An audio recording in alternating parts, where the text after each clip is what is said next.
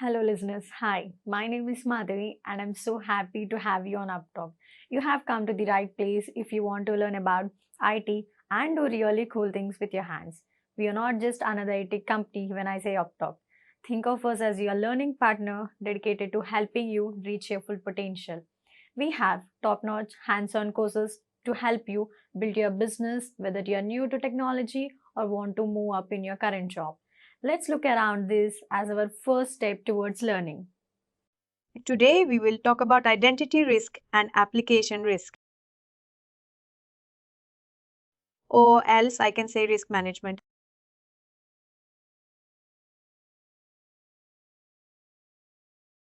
Since you guys are working in a corporate, you know what is risk management. Can anyone explain what is risk management? Or else, what is the purpose of having risk management?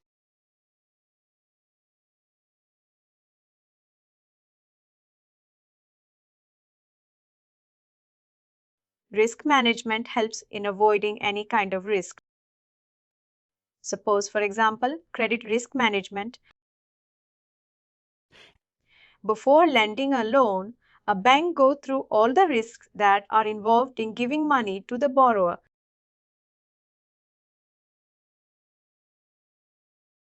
They'll jot down all the points. How much is his credit score? And what's his credit history and all borrowing history and all. And on the basis of that, they'll come to a conclusion and they prepare a risk management report. Just an example, right? Why they are going to check it, the credit score, each and everything. Because they are not sure whether he is going to repay or not, right?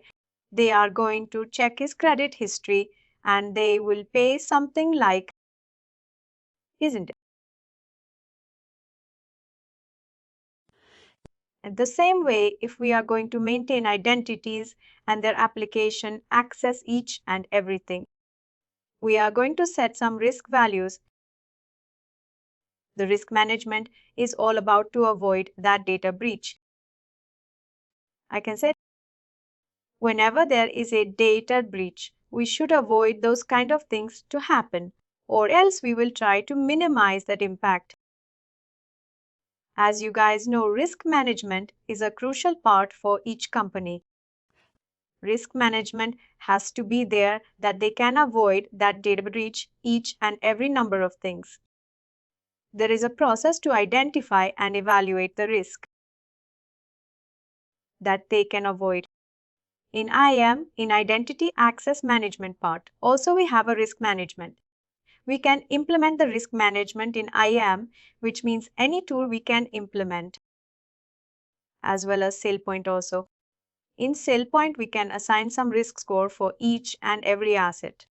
Like we can assign risk score to identity, resource, application permissions, and entitlements. We have a number of objects we can assign risk score. Basically, in SailPoint, we are going to assign risk score for entitlement, roles and policies, and application type of accounts. We can assign some risk score. Based on that, we can evaluate. Is it clear? The moment I'm going to assign any risk score, it will help me to identify the security value of the object. The object would be anything. As I said, it could be identity, it could be roles, entitlement policies, or any type of application accounts. For example, if I'm going to assign some risk value to the entitlement, since the entitlement is a privileged one, in that scenario, I can easily highlight the particular privilege entitlement and I can validate whoever is going to have the particular entitlement. I can validate very easily if I'm going to assign some risk score. The risk score will be if whatever risk score I'm going to assign, I can validate very easily as part of the certification. Let's do the demo that you can understand. In the risk management in SailPoint, we have two types of risk. One identity risk, Another one, application risk.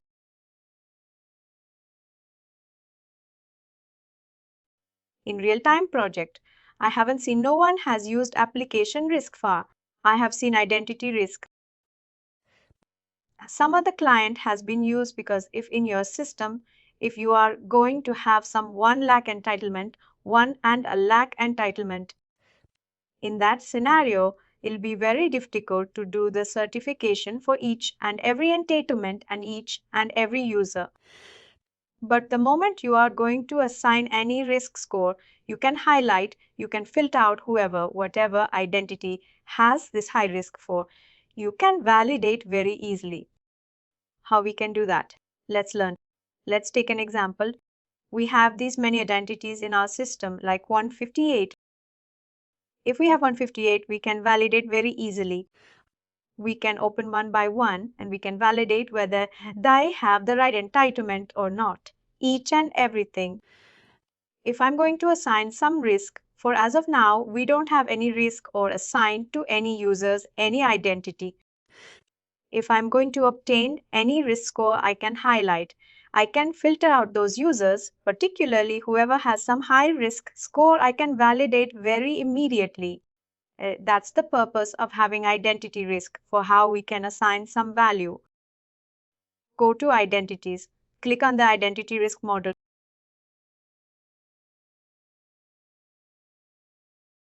Here we have two types. One is baseline access risk and another one is composite risk. In this baseline access risk, I'm going to provide some risk point. Don't worry about the point because the point we are not the one from SailPoint admin or SailPoint developer. We are not going to decide how many risk score we are going to provide. Usually based on the high risk, based on the privilege entitlement, privileged access, they are going to assign some high risk value, high risk point. Just select any one of the things. If I'm going to provide any value, risk value to rules, then I can open rules. If I'm going to provide any risk value to entitlement, then I can open entitlement. If it is related to policy, then you can open the same. Here it's been clearly mentioned.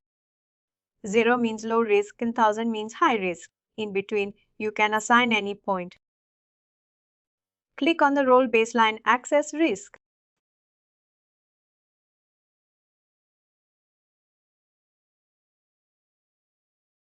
All the rules will be populated here. All business role and IT role, not organizational role, not entitlements. All business and IT role will be populated here. Whatever present in your system. Now you can open any privileged one and you can assign, let's say accounts payable. I know this is the high risk end. I mean, this is the privileged role. This should not be assigned to every user. In that scenario, I'm going to provide some 800 points. Something like, for this role, I'm going to provide 932. Randomly, I'm giving.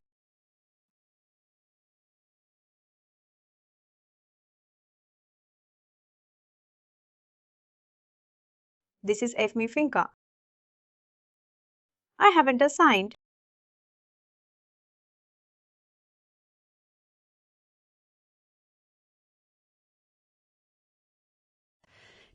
Before that, let me add this role to some identities because since I have installed new in my system,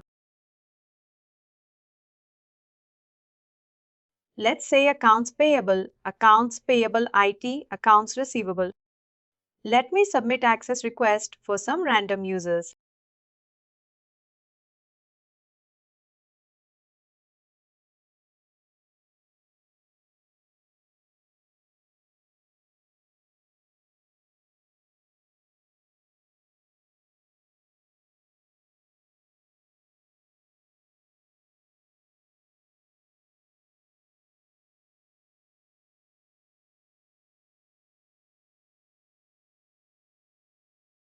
That they can have.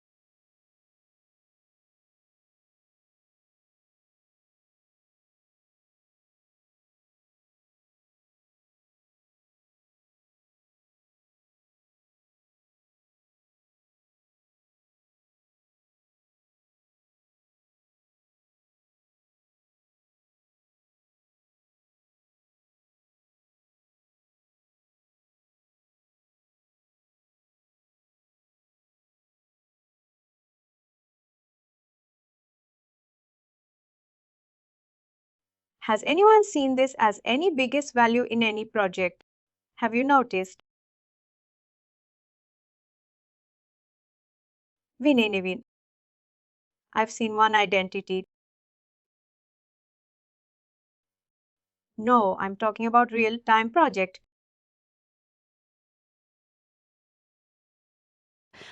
Actually, I wanted to ask for the business knowledge on this because what I wanted to. I've seen this assigning, but I'm not very sure what is the business cases. They, I'm aware of like we have to evaluate that various privilege accesses. Their account would increase some threshold value, maybe 500, 600. It will change to amber and after that it will change to red. But I'm still not sure. Do we really offer some kind of a sheet or some kind of a questionnaire to client that helps them to identify? We have 50 entitlements or maybe 50 applications. What kind of a score we should give or to help them? How we have to assign this score to them? Is there a process, some kind of a business process, defined business process, a business process that this scoring makes sense for them because it's difficult for them to identify which entitlement should be given which kind of a number. That when these pictures come up on SailPoint, they would make some meaning out of it. Right. Let's say you are working for some banking client and there you have some 2000 applications, some more than 2 lakh identities. In that scenario, based on some entitlement, they are not going to set the same value. If the risk score is 90/50, they are not going to set the same value for each and every entitlement roles.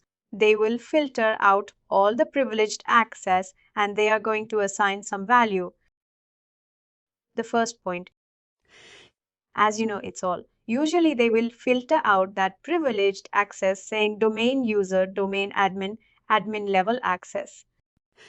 They will filter out and they will set some value that instead of triggering certification for all users, basically they will trigger certification only for high risk users.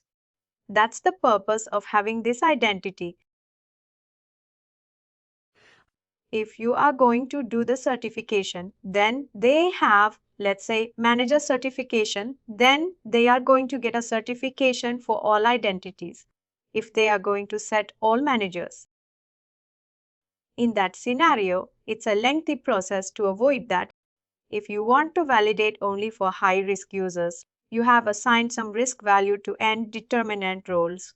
Based on that, some points will be generated to identities that you can easily highlight all high-risk users and you can validate easily. Does it make sense? It definitely makes sense. I wanted to understand the in case because if you have been in this practice of assisting clients, how to give these values like do you really share some kind of a questionnaire to help them or they identify their process of recognizing this. From my experience, client directly said we have to enable this identity risk and they have provided, as you said, spreadsheet. They have given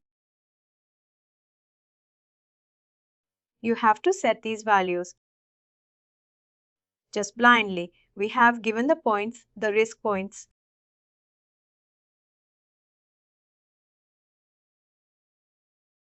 Guys, I have selected a number of identities and entitlement. That's the reason it's taking time. Absolutely. Many identities. That is the reason. Yavin, you have any questions? No, please go ahead. Thanks.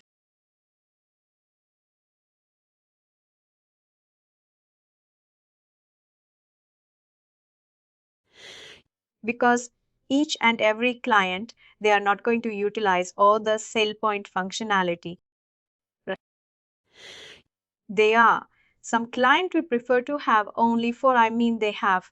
If they have more users, then they will more concentrate on the certification. They won't concentrate on policies, how they are going to implement in their project. I'm not sure on that. For I have worked on the clients. They have utilized the same functionality and have seen some clients. They are only for access request, only for work item purpose, only for certification purpose. Also they have implemented SailPoint in that system. I'm not sure where you are going to end up. Access request has been submitted.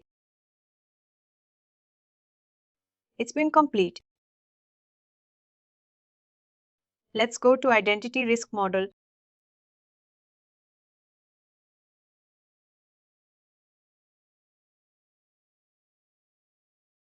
We have assigned some value to rules for. The same, you can do it for entitlement as well.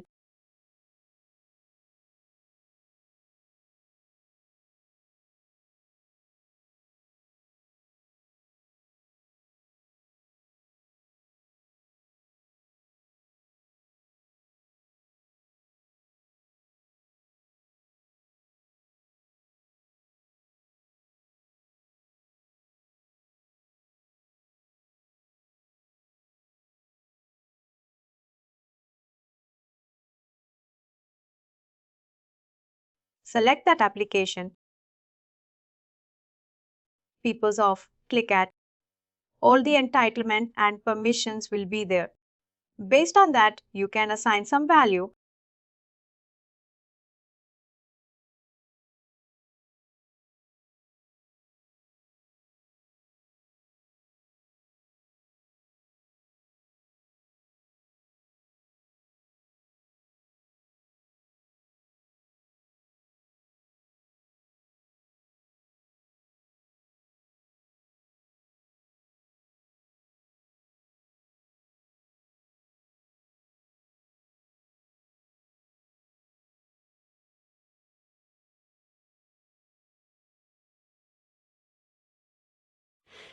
Based on the attribute, you can pitch the entitlement details and you can set some value to entitlements.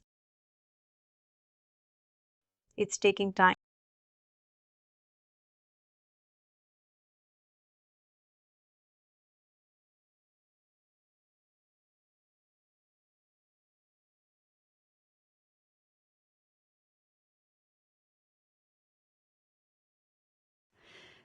I couldn't select any entitlement because I didn't set any attribute for this particular application. Let me select for a different application.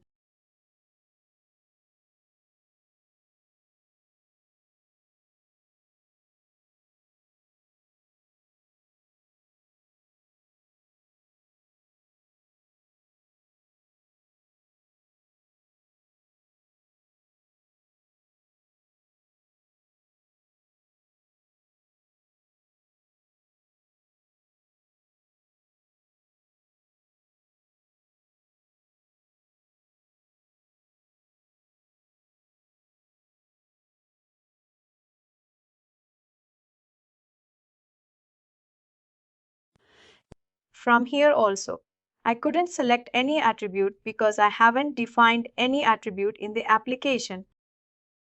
Since I have installed self and new, that is the reason. If you are going to select any attribute from here, the value, entitlement value, will be populated and you can assign some value. The same, we did it for roles. You can assign some value to entitlements as well. Let's go to identity risk model. I don't have any policies as well.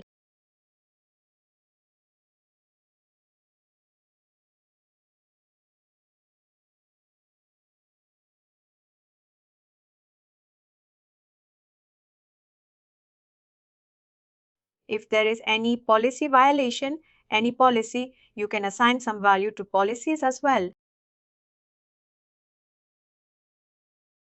I don't have any policies as well. Let me create quickly one.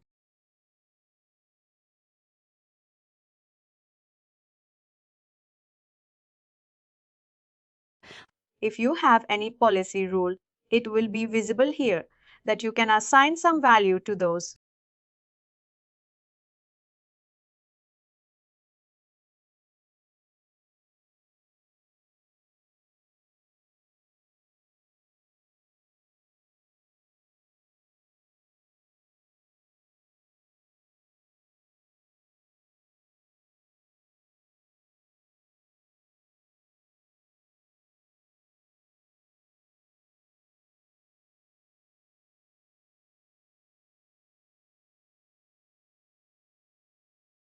Just a minute.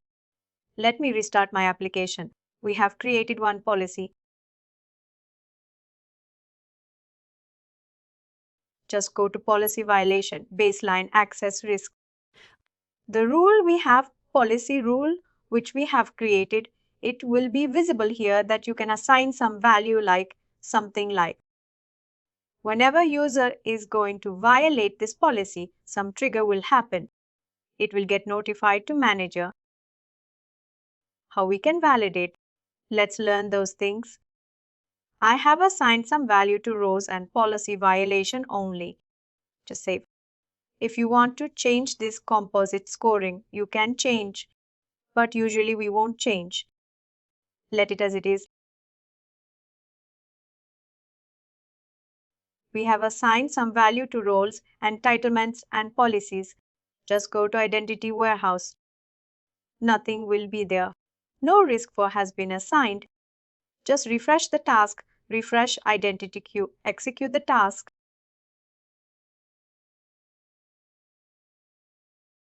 And to refresh the risk score, we have a separate task as well. You can execute both of them. Refresh risk score. It's going to refresh all the risk score for all identities. We have a separate task.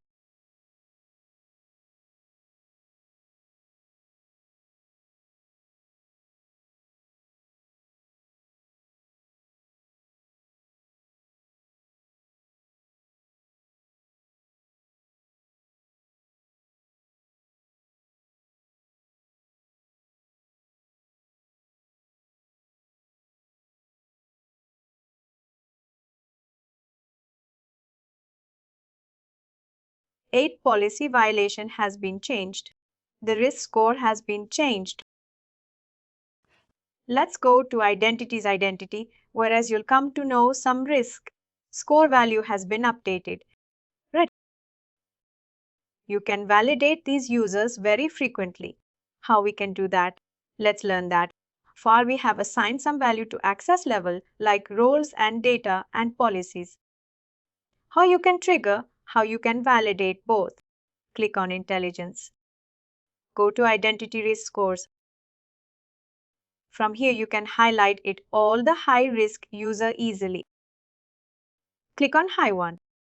All high risk users will be visible over here. You have around 15 identities. And based on the risk score you have assigned, only you have 8 identities, which are the sums for composite score. This composite score will be generated based on SailPoint algorithm. I'm not sure how it's been generated because we have assigned some points to rules and some policies. How it's going to calculate 6, 18, and I'm not sure because SailPoint has some algorithm based on that. It will get generated. I have checked with couple of people. No one has a clear idea how it's been generated. I can validate these users, this particular 8 users, very easily.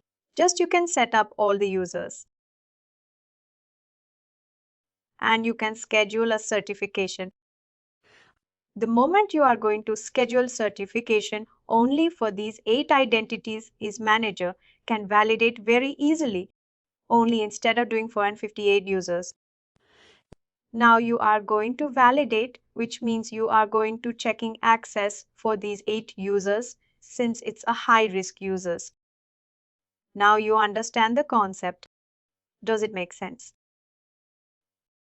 What will happen if the risk scores go more above mean? What will manager increase? Can you come again? In case the risk score is more than 1000, what can you want to be able to say? More than 1000, since 1000 is the highest point. What will manager do if it is in 1000? If it is 1000, then certification will get triggered. And how else we can set the policy violation as well? It will notify to his manager. He's your subordinate. You have to validate his access immediately. Some certification has been generated. You have to validate his access. He'll open his access and he will check whether he has the right access or not. Something like that. We will learn as part of the certification trigger. No, the moment you are going to schedule any certification, it will access, reviews will be generated, and it will get notified to his manager. If you're going to trigger manager's certification, the moment which I'll let me show you, no issue. If I'm going to schedule certification for this 8 users,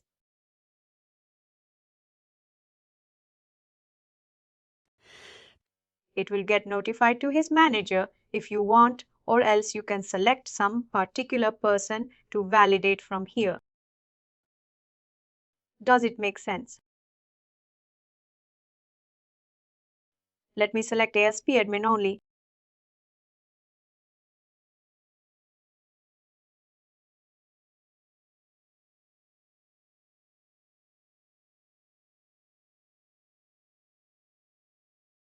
Certification will be generated. You can go to Setup Certifications. Some certification has been generated now. It will get generated and it will notify to the manager and they can validate. That's the purpose. Do you have any questions?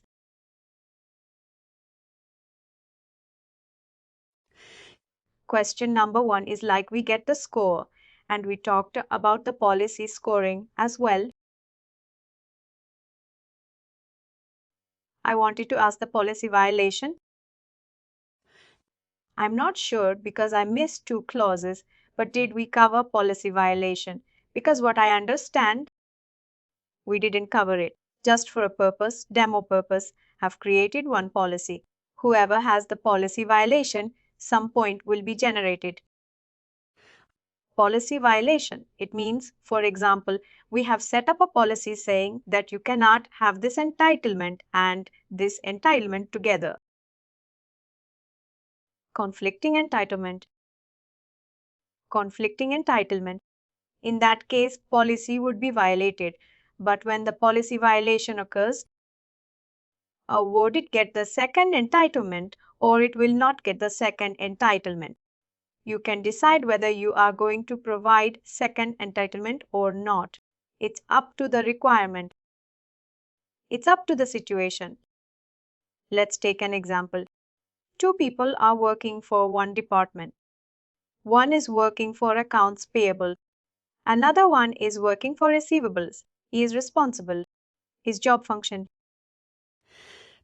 And one candidate, one employee has worked on both the departments and another person is on out of vacation or some situation.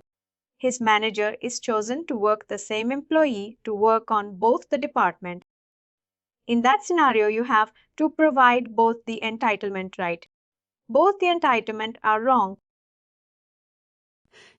If you have already policy defined, but even though you are going to allow the employee to work on both the department, it will happen. Usually these policy violations where we assign it, those are kind of just, kind of policy information violation saying that you have got another entitlement which you are not supposed to get. That's why we are raising your score. It's all the more like this. It's not like because policy violation score will not mean anything if we are not assigning, if we are restricting. I mean the policy gets triggered and we are restricting it, we have not yet assigned right. Policy violation score will not make any sense. It will be misleading in that case, right? I mean, can you elaborate more on this scenario, what you just said? I mean, if you have entitlement 1 and entitlement 2 and they are mutually exclusive, we cannot give these entitlements, and we created a policy saying that whenever anybody requests the other entitlement, entitlement 2, and he is already carrying entitlement 1, and the policy gets triggered, and as a part of the policy, the user will not be assigned entitlement 2. In that case, policy will be triggered, but it will not be assigned the entitlement 2. In that case, if we assign this policy the score right, it will be misleading because the score is like because the user has not gotten the other entitlement. He is not. He is just not actually the risky user. Just a minute. You have defender policy. You have defender policy. It will prevent for the upcoming users. The upcoming users won't get those entitlements because you have defender policy. You have make some changes in the back. But what about the existing user? They might have the two entitlements, both the entitlements previously. In that scenario, got for the existing ones, because we cannot take that off, whatever the entire, there's a little increase. We can do that also. We can validate. Got it's a very different area. Definitely. In that scenario, if I'm going to assign some value to rules, entitlements, because I have suggested my client and they are not satisfied with the risk for assigning risk score. But 2, 3 clients have seen they have implemented the risk score because they have understand, because they are going to do the certification very frequently. They are not going to do the certification quarterly basis. They are going to do it on a monthly basis. It's very helpful for them because they can highlight all the risks to users. Whoever has more composite score, they can validate very easily. They can filter out those particular uses. That's the purpose of having identity, this score. Does it make sense? Definitely. Though this is how we are going to assign some risk scores for identity. How you are going to decide this low, medium, high points. You have any idea? Client as of now, we have based on some point, only it's been triggered, right? How you can defend? Just go to settings.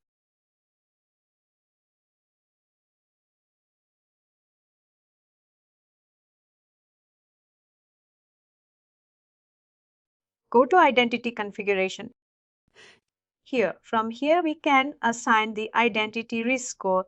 If you want to increase the number of bands, you can do that. Lowest, low, medium, low, high, something you can achieve using this number of bands. How many bands you are going to looking here? Something like low, medium, high, right? If you are going to increase, then it's for that whole band to band you can increase, and you can set the value from here 0 to 167. It's going to be low, lowest low, something like you can define. Using this configuration page, just click save and refresh. The page will come to know. Now we have 6 band. In that I'm going to trigger only for high, highest more than high. I can say in that scenario, I can select these users. This is how I'm going to trigger a certification. We have a policy for identity risk as well. Let's open the risk policy. The threshold, you have seen that composite score. If I'm going to mention 750 and the moment it's going to exceed 750, then policy violation will be triggered for identities. His manager or might be policy violation owner is responsible to take care of the policy violation. We can validate from 2 places, one certification, second one policy violation. The moment it's going to be on 750 points for any identity, it will trigger a policy violation. We will learn about policies later. From two places we can achieve using the identity risk score. For any questions? The same, you can do it for application risk as well. Just go to application risk model. Here we have a composite score. The same how many points you have been given. Leave it as it is, no need to worry about these things. We have this minute type of accounts like service account, inactive account, privilege account, dormant account. As of now, in my laptop, in my system, I don't have any type of account. I have only single normal user account. If in your project, if you have service account, if you have privileged account, how you are going to define based on some attribute only. If your attribute name is service and attribute value is true, then it will enable the service account to provide some value. You can set some value over here, some 25 points, something, but inactive accounts, you can provide for that. Basically, you can filter out all type of application accounts and you can validate. If it is a dormant one which is not being used for more than sometimes or something, you can set some value.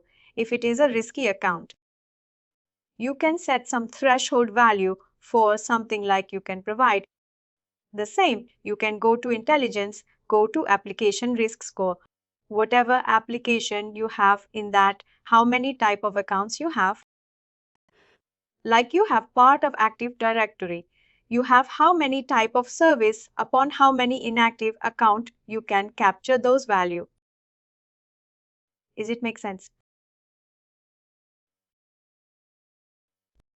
Please do like, share and subscribe to our channel. For more information, contact us sales@therightuptalk.com.